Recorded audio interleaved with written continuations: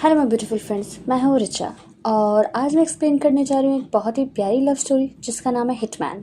इस मूवी की IMDb rating 6.8 है out of 10 and movie release हुई है इन 2023। तो मूवी स्टार्ट होती है हमारे हीरो गैरी जॉनसन को दिखाते हुए, जो कि एक प्रोफेसर है साइकोलॉजी एंड फिलोसफी का। एंड वो स्टूडेंट्स का बहुत ज़्यादा फेवरेट है क्योंकि वो सिर्फ बुकिश ज्ञान नहीं देता बल्कि ज़िंदगी जीने का तरीका भी सिखाता है।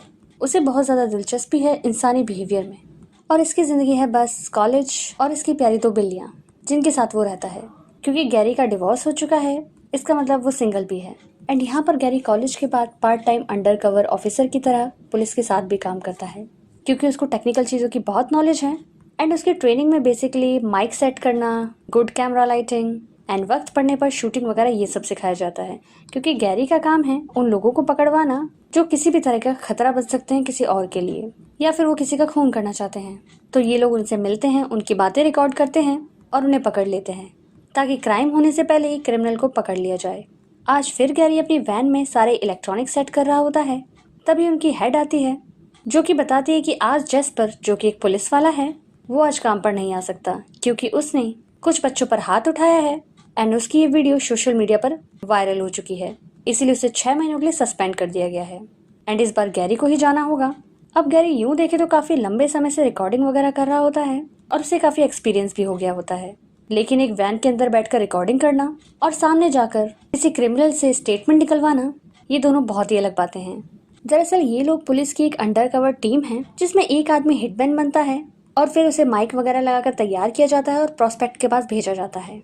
अब ये उन सब की बातें रिकॉर्ड करते हैं और सिचुएशन को और ज्यादा रियल दिखाने के लिए ये उनसे पैसे भी ले लेते हैं ताकि लास्ट में वो उसे एज अ एविडेंस यूज कर पाए। फिर ये लोग उन्हें पुलिस से पकड़वा देते हैं जो कि क्राइम करने जा रहे होते हैं या क्राइम करने के लिए पैसे देते हैं। फिर उन क्रिमिनल्स को जज के सामने पेश किया जाता है और वो गिल्टी हैं या नहीं ये जज ही फैसला करता है। तो इन शॉर्ट ये लोग फेक हिटमैन बनकर किसी क्रिमिनल के सामने जाते हैं, उसे यकीन दिलाते हैं और फिर उसका कन्फेशन रिकॉर्ड कर लेते हैं।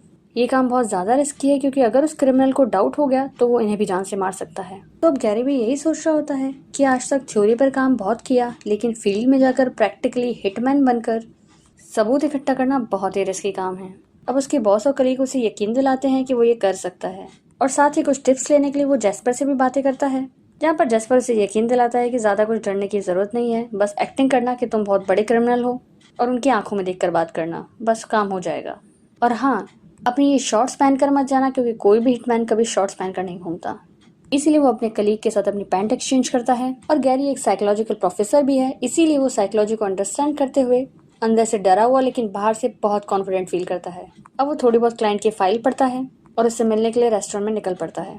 अब जब वो क्रिमिनल सुपारी देने के लिए आता है तो पहले तो उसे गैरी पे यकीन ही नहीं होता, लेकिन गैरी एकदम माफिया होने की इतनी अच्छी एक्टिंग करता है, क्रिमिनल को यकीन दिलाता है कि वो लाश का मुंह बम से उड़ा देगा और उसकी उंगलियां मगरमच्छ को खिला देगा। बाकी बचे कुछ एविडेंस को वो एसिड में जला देगा। अब इससे तो क्रिमिनल की ही फट जाती है। और अब यहाँ गैरी एकदम कॉन्फिडेंस में इस क्रिमिनल को यकीन दिलाता है, जहाँ पर क्रिमिनल भी अपने राज खोल देता है। उसे तो शक ही नहीं था और यहाँ वो उसे कैश भी पकड़ा देता है। अब क्रिमिनल का कन्फेशन रिकॉर्ड करने के बाद गैरी वहां से निकल जाता है और उस क्रिमिनल को पुलिस आकर पकड़ लेती है। अब यहाँ सभी को गैरी का काम बहुत पसंद आता है और गैरी भी काफी खुश फील करता है क्योंकि आज उसने पहली बार किसी की जान बचाई थी। और अब यही काम उसे अगले 6 महीनों तक करना है क्योंकि जेस्पर तब तक के लिए ही सस्पेंड है। अब गैरी अपने काम को बहुत सीरियसली लेता है क्योंकि वो साइकोलॉजी प्रोफेसर था and he likes to read human behaviour. अब वो डे टू डे नए नए प्रोस्पेक्ट से मिलता है और उनका भरोसा जीतने के लिए नए नए तरीके से स्टडी करता है और फिर उन्हें पकड़वा देता है। जैसे कि एक औरत जो अपने पति को मारना चाहती थी, एक आदमी जो अपने बिजनेस बॉस को मारना चाहता था। ऐसे ही गैरी फेक हिटमैन बनकर बहुत सारे लोगों को पकड़वाता है। यहाँ पे सारे लोग हिटमैन का पता ऐसे लगाते हैं कि जो भी आदमी किसी को मारना चाहता है वो किसी वेटर या स्ट्रिपर ऐसे किसी से बात करता है और उन्हें नंबर मिलता है गैरी का, क्योंकि पुलिस ही गैरी का नंबर इनडायरेक्टली सबको सप्लाई करती है। एंड जैसे ही क्रिमिनल गैरी से कांटेक्ट करते हैं वो उनकी प्रोफाइल को स्टडी करता है और उस क्रिमिनल को पकड़वा देता है। अब गैरी अपनी लुक्स भी चेंज करता है, लाइक आंखों का कलर, क्लाइंट से बातचीत करने का तरीका। वो कभी बहुत ही ज्यादा राउडी बनकर जाता है, कभी अपने बाल लंबे कर लेता है, कभी कभी एकदम आवारा जैसा, कभी कभी दिलफेक आशिक और कभी कभी बहुत सीरियस। यहाँ तक कि वो अपने गेटअप के साथ साथ अपनी आईज का कलर भी चेंज करता है और कभी कभी वॉइस भी। और ये सारे कैरेक्टर दिखने में बड़े ही मजेदार लगते हैं। ये हर क्लाइंट के अकॉर्डिंग एकदम न्यू कैरेक्टर बन जाता है। अब डिपार्टमेंट वालों को भी उसका काम बहुत पसंद आ रहा होता है लेकिन जैस्पर से इस बात को डर होता है क्योंकि गैरी उसकी जगह ले लेगा तो उसे फिर ट्रैफिक पुलिस में शिफ्ट होना पड़ेगा। अब नेक्स्ट डे गैरी एक लड़की से मिलने जाता है जो अपने हस्बैंड को मारना चाहती थी। अब गैरी उसे यहाँ रॉन बनकर मिलता है और इस लेडी का नाम है मेडिसन एंड ये अपने एग्रेसिव पति को मारना चाहती है जो कि उसे कुछ काम ही नहीं करने देता, हर वक्त उस पर अत्याचार करता है। जिस पर रॉन पहली बार अपने प्रोफेशनलिज्म को हटाकर वो मैडी को एडवाइस करता है कि वो उसे तलाक दे और पुलिस की मदद ले क्योंकि जो रास्ता वो चुन रही है वो अच्छा रास्ता नहीं है। अब सच तो ये होता है कि वो पहली बार में ही मेडिसिन को देखकर उस पर फ्लैट हो गया होता है। मेडिसिन भी उसकी एडवाइस लेती है और बिना सुपारी दिए घर चली जाती है। इससे गैरी का बॉस तो बहुत गुस्सा होती है उस पर क्योंकि हिटमैन का काम लोगों को पकड़वाना है, उन्हें एडवाइस करना नहीं। लेकिन गैरी खुश होता है क्योंकि आज बहुत दिनों बाद उसे फिर से जीने का मन करने लगा है। अब गैरी के काम के चलते चलते उसके काफ़ी सारे दुश्मन बन गए होते हैं क्योंकि जो लोग छूट जाते थे वो गैरी की जान के दुश्मन बन जाते थे। अब एक दिन मैडी उर्फ मेडिसिन गैरी को यानी रॉन को फ़ोन करती है और अपने एक एनजीओ के इवेंट में बुलाती है जहां वो डॉग्स के लिए कोई वेलफेयर का काम कर रहे होते हैं। और यहाँ पर तो रॉन बहुत ही खुश होता है और वो एकदम हैंडसम बैडमैन बनता हुआ मैडी के चैरिटी इवेंट में पहुंच जाता है। अब मैडी भी उसकी तरफ बहुत ज़्यादा अट्रैक्टेड फील करती है और यहाँ उसे बहुत ही अजीब लग रहा होता है कि वो तो एक नॉर्मल लड़की है जिसे हिटमैन से प्यार हो रहा है। अब किसी न किसी वजह से मैडी और रॉन की मुलाकातें रोज़ होने लग जाती हैं और अब दोनों काफ़ी एक दूसरे के करीब आने लग जाते हैं। और फिर एक दिन बार में नशे की हालत में वो दोनों इंटीमेट भी हो जाते हैं जहाँ रॉन उसे पहले ही समझा देता है कि मैं तुम्हें कोई कमिटमेंट नहीं दे सकता और ना ही मैं तुम्हारे साथ रह सकता हूँ। एंड मैडी भी बस उसके साथ रहना चाहती थी, इसलिए वो रॉन की सारी बातें मान जाती है कि मैं तुम्हें कभी फ़ोन नहीं करूँगी, जब मिलना होगा तुम ही आना, कभी किसी काम के बारे में नहीं पूछूंगी, बस तुम मेरे साथ रहो। और यही तो हर लड़के को चाहिए। और रॉन की नई लाइफ उसकी गर्लफ्रेंड मैडी के साथ स्टार्ट हो गई थी। अब यहाँ गैरी को भी रॉन बनकर अपनी ये नई लाइफ जीने में बहुत मज़ा आ रहा होता है। वो आजकल हर रोज़ से ज़्यादा खुश रहने लगता है एंड मेडिसिन भी रोज़ नए नए तरीके से रॉन को सरप्राइज ही करती है। ये दोनों अपनी लाइफ के सबसे खूबसूरत पल जी रहे होते हैं। अब गैरी हमेशा की तरह क्रिमिनल को पकड़वाते हुए, कोर्ट की हियरिंग करते हुए, फिर अपने कॉलेज जाकर अपने स्टूडेंट्स को पढ़ाते हुए सब काम खत्म करके मैडी के घर आता है जहाँ वो देखता है कि मैडी ने एक नई रिवॉल्वर खरीदी है जिसे देखकर तो वो डर ही जाता है। लेकिन मैडी उसे बताती है कि रिवॉल्वर उसने अपनी सेफ्टी के लिए खरीदी है क्योंकि गैरी एक हिटमैन है और उसके काफ़ी सारे दुश्मन हैं। अब गैरी भी उसकी बातों से कन्विंस्ड होता हुआ उसे रिवॉल्वर चलाने की प्रैक्टिस भी करवाता है। अब रात को मैडी और रॉन उर्फ गैरी दोनों पब जाते हैं और थोड़ा एंजॉय करते हैं और निकलते वक्त मैडी टकराती है अपने एक्स हस्बैंड से जो कि उसके साथ मिसबिहेव करने लगता है। अब बात को बिगड़ते देख रॉन मैडी के एक्स हस्बैंड पर गन तान देता है जिससे मैडी तो काफ़ी इम्प्रेस हो जाती है कि आज पहली बार किसी ने उसके लिए स्टैंड लिया था। लेकिन रॉन अंदर से बहुत ज़्यादा डर चुका होता है कि आज तक उसने किसी इंसान को क्या किसी चूहे को भी नहीं मारा है। अब ये दोनों एक आइसक्रीम शॉप पर आइसक्रीम खाने जाते हैं जहाँ पर जैस्पर उन्हें देख लेता है लेकिन वो मैडी को पहचान नहीं पाता। अब नेक्स्ट डे गैरी फिर से हिटमैन बनकर एक नई सुपारी लेने जाता है और इस बार होता है सुपारी देने वाला कोई और नहीं मैडी का हस्बैंड और वो गैरी को देखकर ही डरकर भाग जाता है। अब यहाँ सबको शक तो होता है लेकिन गैरी ये कहकर संभाल लेता है कि शायद वो एक नर्वस आदमी था जो हिटमैन को देखते ही भाग गया होगा, तो अब कोई और भी इस पर ध्यान नहीं देता। अब यहाँ जैस्पर को गैरी पे बहुत ज़्यादा शक हो रहा होता है और वो उस पर नज़र रखने लगता है। दूसरी तरफ रॉन घर आकर मैडी को बताता है कि आज तुम्हारा हस्बैंड आया था मेरे पास तुम्हारी सुपारी लेकर और वो तुम्हें मारना चाहता है, जिससे मैडी बहुत ज़्यादा डर जाती है। लेकिन रॉन उसे यकीन दिलाता है कि जब तक मैं हूँ तब तक तुम्हें कुछ नहीं होगा।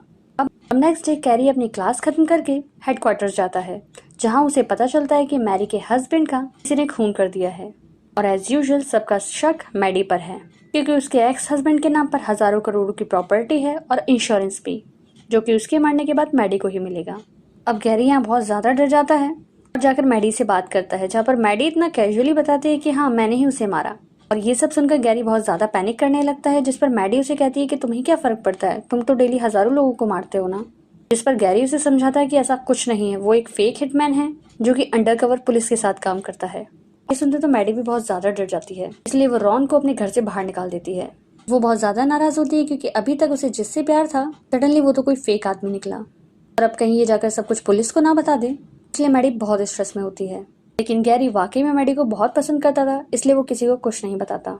अब जब गैरी वापस हेडक्वार्टर आता है तब वो देखता है कि जैस्पर ने तो उसकी कब्र पहले से ही खोद रखी है क्योंकि वो वहाँ सबको बता चुका होता है कि ये रॉन बनकर मैडी से काफ़ी बार मिलता है।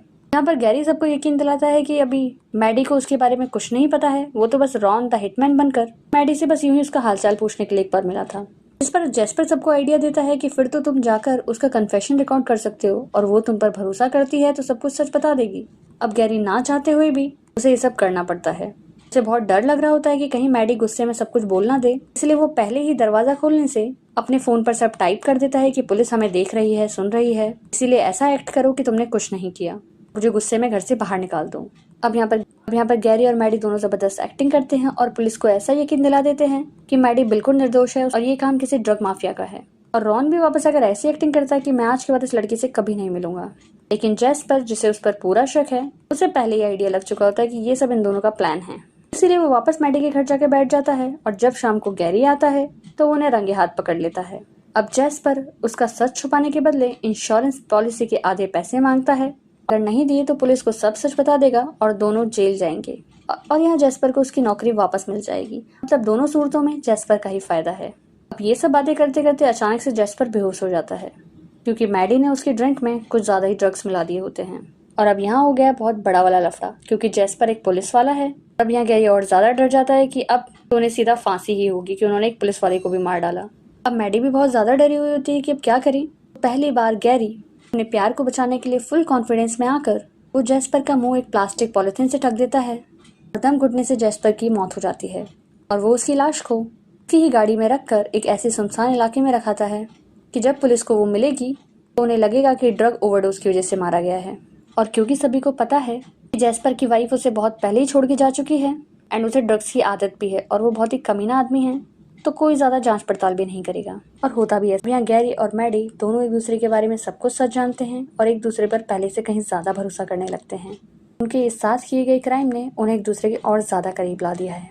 अब यहाँ पर गैरी अपने कॉलेज में अपने स्टूडेंट्स को लेक्चर दे रहा होता है ह्यूमन इमोशंस पर, जहाँ पर वो बताता है कि ह्यूमन इमोशंस बहुत ज्यादा पावरफुल होते हैं, इतने कि वो आपके बिलीव्स और जो आप नहीं करना चाहते वो भी आपसे करवा देते हैं। यहाँ तक कि वो हमें एक ऐसा इंसान बना देते हैं जो हम कभी थे ही नहीं।